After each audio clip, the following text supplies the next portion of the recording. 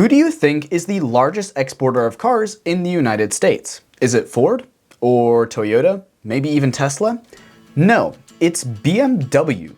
For a straight decade, BMW has exported the most cars by value in the United States at over $100 billion since 2014. That number, though, is nothing compared to the amount of cars imported into the US. Just over 1,000 miles southwest of BMW's largest factory in the world is the border between Mexico and America. Every minute, on average, over $860,000 worth of goods crosses this 1,954-mile, 3,145-kilometer border, of which about $86,000 worth is cars. So, from the start of this video to almost now, a new BMW X7 worth of cars has crossed the Mexican-American border. But that is set to change. On March 26th, Trump announced sweeping tariffs on Mexico and Canada, targeting imported cars and their components. Now, Trump claims to have done this because it will bring back jobs. Our jobs. Foreign leaders have stolen our jobs, industry. But will it? Historically, tariffs have been a bit of a hit or a miss depending on how they are used, and the way Trump used them in his first term were definitely more of a miss than a hit. Now that he's back in office, though, it seems that he's doing the same tariff tactic again. And having spent the past 2 weeks researching tariffs, the free trade agreements we used to have, and just how the auto industry supply chain works in the US, I fear that these tariffs will do more harm than good, particularly to the generally conservative businesses like dealerships. Hello people of the internet, I'm Nico, and in this video I want to explain why Trump's tariffs are a mistake and show some examples from his first term to prove it. Before I can showcase any examples of tariffs not working, I first need to give some context as to why Trump is using tariffs as his main tool in his economic policies, which I promise is not quite as boring as it sounds, and for that we have to look at a Republican favorite, Ronald Reagan. The many traditions of openness and democracy that have marked the history of this city, America missed me. Republican President Ronald Reagan was the visionary behind the economic policy that Trump has so publicly opposed, NAFTA. Originally just a free trade agreement with Canada, it was first signed under Republican President George H.W. Bush, but was soon replaced with a new deal involving Mexico in 1993, and was then officially called the North American Free Trade Agreement. Since 1994, when NAFTA went into effect, Mexico has seen many changes economically, mostly good changes, while America's economic changes have been less convincing. From 1993 to 2011, America lost roughly 700,000 manufacturing jobs that critics claim went to Mexico because of lower labor costs. That's not entirely true, because automation was growing a lot from the 80s onward, so most of the manufacturing jobs lost in the US were actually lost to automation, not from moving to Mexico. But that's politics. You latch onto a fact to push an agenda, which leads me to 2016. It's going to be only America first. America first. During the build-up to the 2016 election, Trump centers his campaign on one thing: making America great again, which in his mind is making America entirely independent. It's our declaration of economic independence. Repeatedly during his campaign, he states that he will either renegotiate or eliminate NAFTA should he make it into office. Of course, we know that he did get elected and he did renegotiate the deal, but that was only step one of the plan to make America independent. To make America truly independent, there were two things that needed to be accomplished. Remove the incentives to move production out of America, check, and create incentives to move production back into America. Step one, check. But how to accomplish step two? Tariffs, baby, yes! Why pay companies with subsidies to move to the United States when you can just make the companies pay for not having moved to the United States? Job done, right? Not so fast. Let's take another look at BMW's Spartanburg factory and rewind the clock to 2018. Trump has just plunged the US into a trade war with China, and China is now fighting back. In response to Trump's tariffs on China, China introduces a 25% tariff on cars from the US. But why would that matter? Well, because about a quarter of the 225,000 vehicles that BMW exports to China would suddenly be hit by a 25% tariff. So BMW was prompted to choose: bite the bullet and pay the tariff, or move operations to China. 4 years later, a new factory was up and running.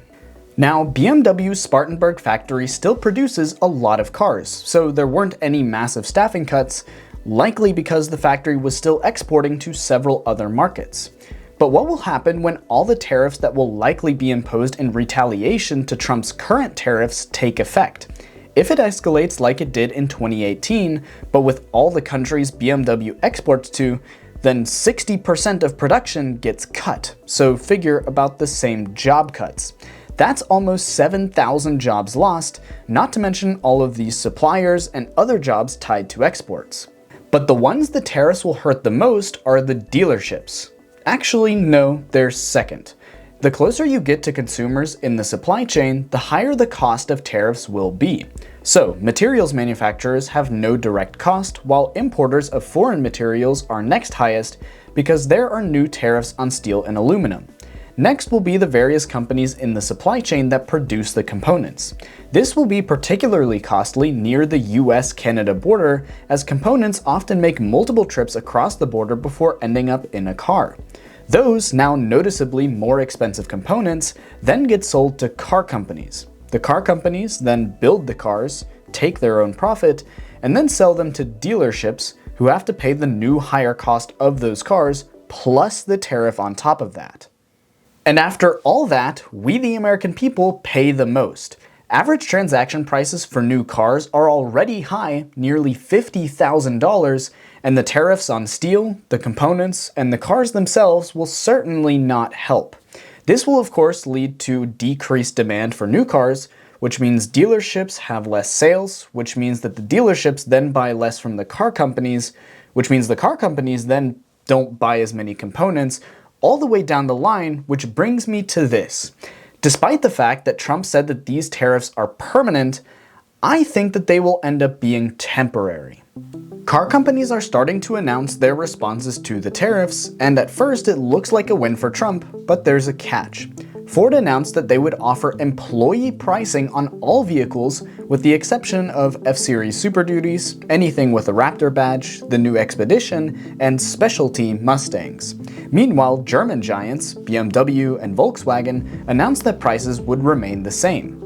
The catch is, these deals are temporary. Ford's employee pricing deal only runs until June 2nd. BMW's price guarantee is set to run out in a month, and Volkswagen's a mere 2 weeks.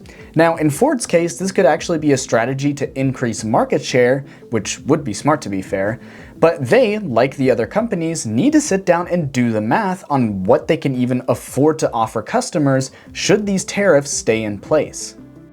In Volkswagen's and BMW's announcements, they each stated that price changes will be announced after the price guarantees. Mercedes, meanwhile, is floating the idea of just not importing certain models, like the GLA, the C-Class, and their other cheaper models. Regardless though, these are all stopgap solutions. The sick irony in all of this is that the people working in the auto industry who most likely voted for Trump are getting the short end of the stick, and that's simply not fair to them. Had the tariffs been ramped up to 25% in 5-10 years' time, then the tariffs might have actually worked, as that would have given the supply chain time to move their operations here to the US, without this frenzy of prices suddenly jumping up and also sending us into a global trade war. Larry, what the hell are you doing? Larry! Larry, you can't just... Oh, Larry! Oh. But because Trump did not do that, all of the things that we import are going to get significantly more expensive, and the domestic manufacturing jobs will face issues as countries retaliate with their own tariffs that then block all of the things we export. There is some hope though. The Senate passed a resolution, 51-48, that would end Trump's emergency declaration on fentanyl trafficking that underpins the tariffs on Canada, which shows that either our representatives are actually representing the people, or that lobbying efforts work out in our favor sometimes. Comment below which you think is more likely.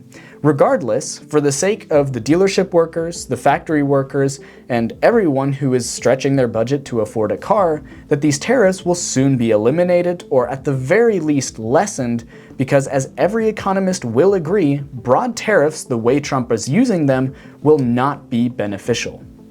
Thank you so much for watching. If you enjoyed this video, be sure to hit the like button for the YouTube algorithm and also hit the subscribe button. It's free and helps me out more than you might think. If you want to continue watching, you can choose between one of these two carefully selected videos, or you can visit my Patreon page where you can watch these videos ad-free. Until next time, people of the internet, peace out.